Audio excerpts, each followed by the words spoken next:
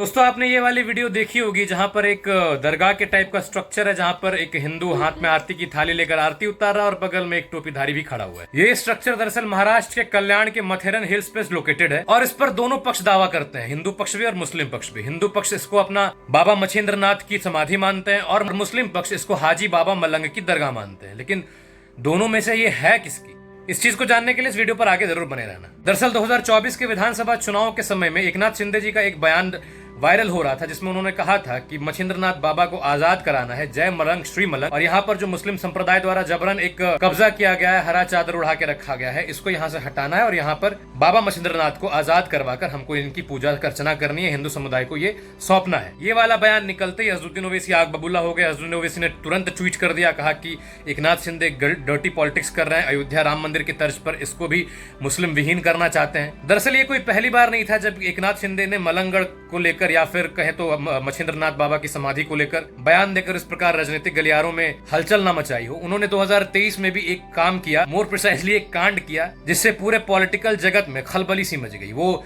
मछेंद्रनाथ बाबा के समाधि पर पहुंचते हैं जिसको मुस्लिम पक्ष मलंगगढ़ कहते हैं और वहां पर जाकर भगवा चादर उड़ाते हैं और वहां पर राम नाम का कीर्तन करते हैं। दरअसल अगर हम इस जगह की बात करें तो इसके इतिहास में अगर हम जाएं तो 12वीं शताब्दी का भी इतिहास इससे जुड़ा मिलता है, लेकिन इससे भी पुराना एक इतिहास है। तो 12वीं शताब्दी का एक इतिहास इसके साथ जुड़ा मिलता है जब हाजी बाबा मलंग एक सूफी संत हुआ करते थे जो मिडिल ईस्ट से भारत को आए थे, जिनका नाम बाबा अब्दुल रहमान मलंग था और यहाँ पर आकर उन्होंने विश्राम किया था, रेस्ट किया था और इसीलिए मुस्लिम पक्ष यहाँ पर अपना दावा करते हैं। लेकिन क्या इतिहास केवल 12वीं शताब्दी तक है? अगर असली इतिहास जानना है तो वीडियो पर बने जरूर रहना, क्योंकि अभी 12वीं से 11वीं से 10वीं से 9वीं से 8वीं से 7वीं शताब्दी तक जाना बाकी रहेगा मेरे इस वीडियो पर। 1996 में स्वर्गीय बाला साहब ठाकरे जी के निर्देशानुसार आनंद दिघे जी के नेतृत्व में शिव सैनिकों का एक जत्था निकलता है। ये जो हिंदुओं का जत्था निकलता है इसमें 20,000 हिंदू जनता शामिल होते हैं, जिसमें स्वर्गीय बाला साहब ठाकरे जी के पुत्र उद्धव ठाकरे भी शामिल होते हैं और तब के महाराष्ट्र के सीएम मनोहर जोशी भी होते हैं। और वो लोग मिलकर जाते हैं उस मलंगगढ़ श्राइन में और वहां पर जाकर हिंदू रीति रिवाज से पूजा आरती अर्चना करते हैं। और तभी का ये दौर होता है जब उसका नाम हाजी मलंग दरगाह को बदलकर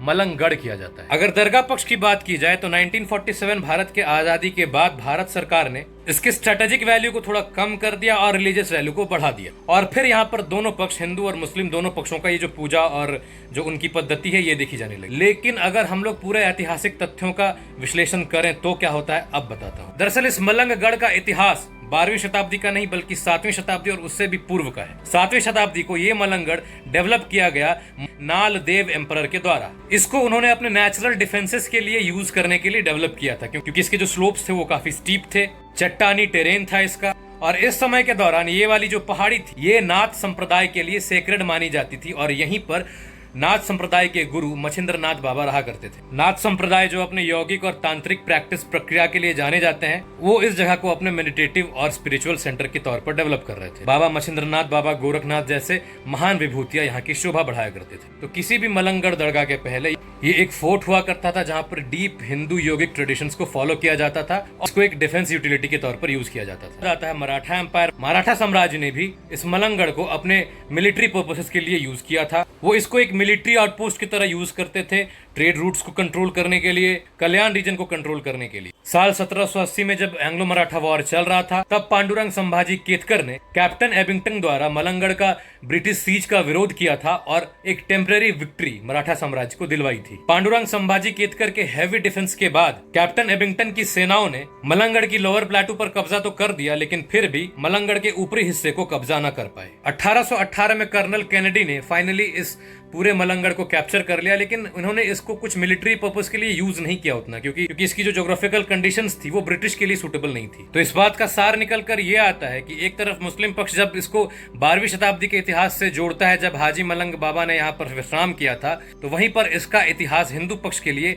उससे भी 500-600 सालों पहले जाता है, 7वीं शताब्दी पर आता है और तभी से यहाँ पर बाबा मछेंद्रनाथ की समाधि मौजूद है। उसके बाद यहाँ पर ये सारे डेवलपमेंट्स जो मैंने आपको बताए और 12वीं शताब्दी से ही यहाँ पर मुस्लिम पक्ष भी थोड़े बहुत सक्रिय होने लगे थे। 1882 के बॉम्बे गजेटियर में ये जगह हाजी अब्दुल रहमान के टॉम के नाम से रजिस्टर्ड है। ये था एक ब्रीफ हिस्ट्री मलंगगढ़ फोर्ट का। अब इस पर आपकी राय क्या होगी कमेंट बॉक्स पर जरूर कमेंट करना। आप 7वीं शताब्दी के इतिहास को मानोगे, 7वीं शताब्दी के बाद से मराठा फिर ब्रिटिश उसको मानोगे, या फिर 12वीं शताब्दी में हाजी अब्दुल रहमान वहां पर आए थे, वहां उसको मलंगगढ़ कहा गया, उसको मानोगे? आपकी राय क्या होगी कमेंट बॉक्स पर जरूर देना।